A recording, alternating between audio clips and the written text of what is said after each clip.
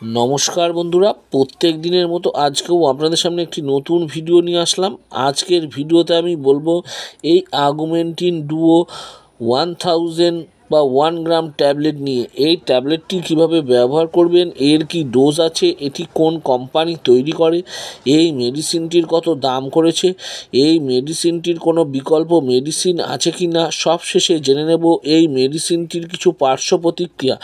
তার আগে বলি, এই চ্যানেলে প্রত্যেক দিন মেডিসিন সম্বন্ধীয় তথ্য পাওয়ার জন্য চ্যানেলটি সাবস্ক্রাইব করে রাখবেন। আমার নাম দেবব্রত বসাক, আমার চ্যানেলের নাম দেবা মেডিসিন।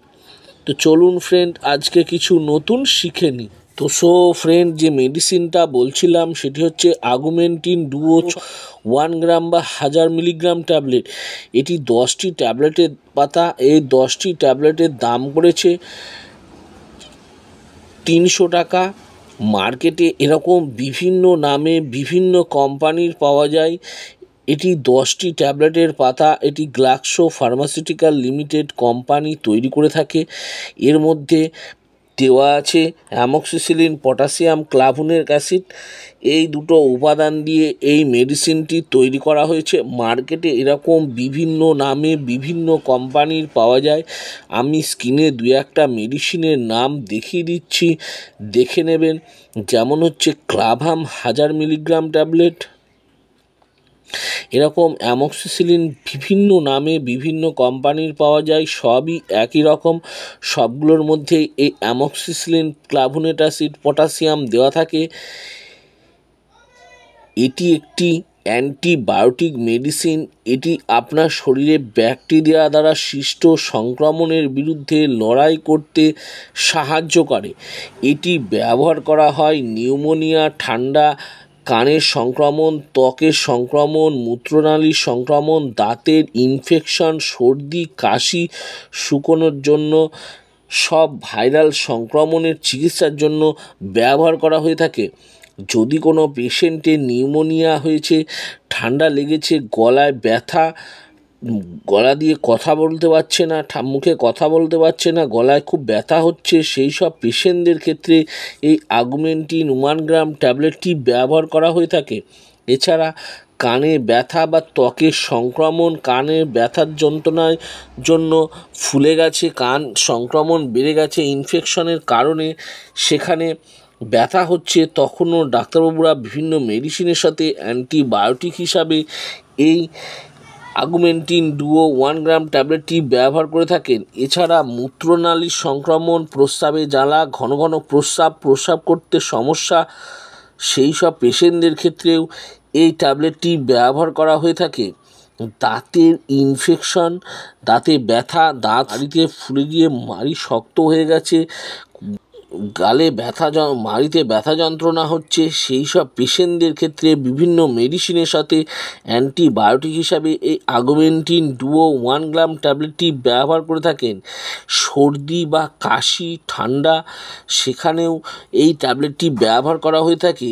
অনেক কিছু কেটে গেছে বা শুকোচ্ছে না, কেটে যাওয়ার কারণে সেখানে ইনফেকশন হয়ে গেছে, সেই জায়গাতেও, বা পুড়ে গেছে, শুকাচ্ছে না, সেই জায়গাতেও এই আগুমেন্টিন ডুও 1 গ্রাম ট্যাবলেটটি ব্যবহার করা হয়ে থাকে। আমি যেসব ব্যবহারগুলো বললাম, হতে পারে সেগুলো ছাড়াও হয়তো ডাক্তারবাবুদের এক্সপেরিমেন্ট থেকে আরও অন্য কোনো ক্ষেত্রে ব্যবহার করে থাকেন।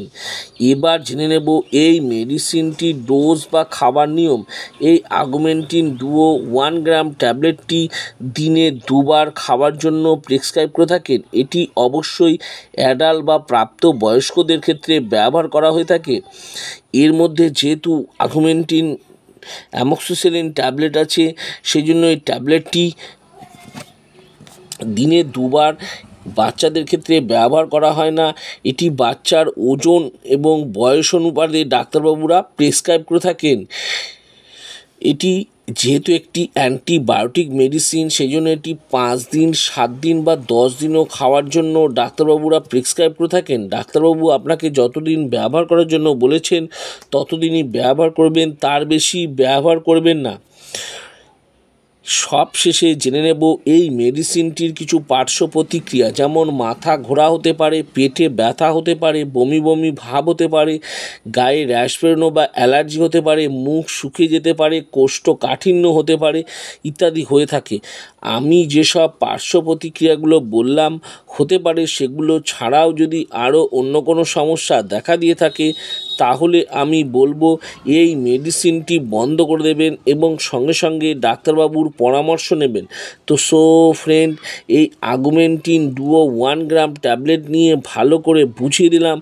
আরও কিছু যদি জানবার থাকে নিচে কমেন্ট বক্সে কমেন্ট করে অবশ্যই জানাবেন, আমি তার উত্তর দেওয়ার চেষ্টা করব।